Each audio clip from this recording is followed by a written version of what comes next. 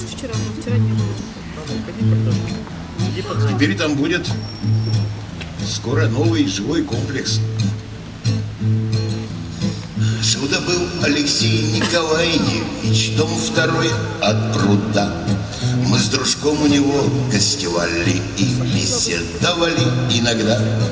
Переулок широкий, не узенький, где-то возле небес. Он не жаловал громкую музыку, по душе был баронесс. Хорошо, как в домашних нам тапочках пышет печка теплом, а в комоде крестильные карточки еще с древних царских времен. Но хозяину знать мы потрафили все богатство на стол, и глядим мы с дружком фотографии, лет которым под 100. Но пока над эпохой мы охали, что-то в мире ушло.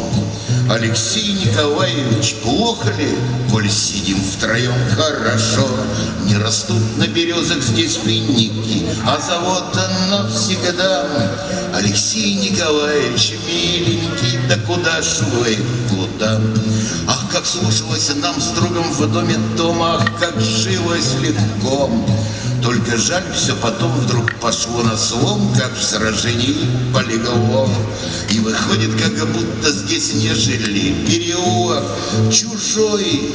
Алексей Николаевич, где же вы? Говорю сам с собой, говорю сам с собой, говорю сам с собой. Вообще, мне кажется, спасибо. Вообще, мне кажется, что вот как-то меня спросили про Ижевск, как я его воспринимаю. Для меня несколько Ижевсков существует. Ижевск такой слоеный пирог. Вот все в одной точке, вот несколько поколений, несколько зданий, может быть. Просто где-то там в вышине остались все эти люди, остались все эти снесенные здания. И ничто никуда не уходит до тех пор, пока вот есть какая-то память. И я хочу спеть песню, как ни странно, наверное, предпоследнюю, да, предпоследнюю.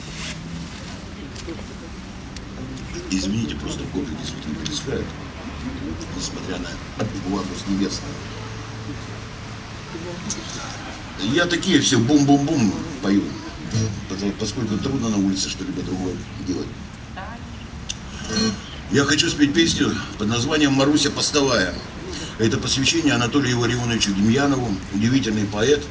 Он последние годы живет, уже больше 10 лет, живет в Кизнере. А вообще он ижевский сам. В одной из своих книг он рассказал о Марусе, милиционерше, которая к ним заходила в дом. Вот это такой отклик на прозу Демьянова то ли. Выкинет коленца наша злая память, но о пленных немцах хочется сказать мне. Строить им досталось лестницу над прудом, лишь поплачут малость Эльзы да Гертруды. Баба с пистолетом охраняла фрицев над Россией лето, и хочется умыться. Сорваны погоны, запропали ранцы, и стирать кальсоны. Что уж тут стесняться, белокурых бестий, детские улыбки. До речки Леты бережочек цыпкий, сохранилась малость в памяти под спутом. Все, что нам осталось, лестница над прудом. Как все это было, помнила Маруся, где ее могила, Господи Иисусе. Вот голодят без толку, словно птичья стая. У Маруси сбоку кобура пустая, не служила в СМЕРШе, лагерей не знала. Милиционершей постовой стояла, не смотрела гордо и, боясь закона, свой наган потертый оставляла дома.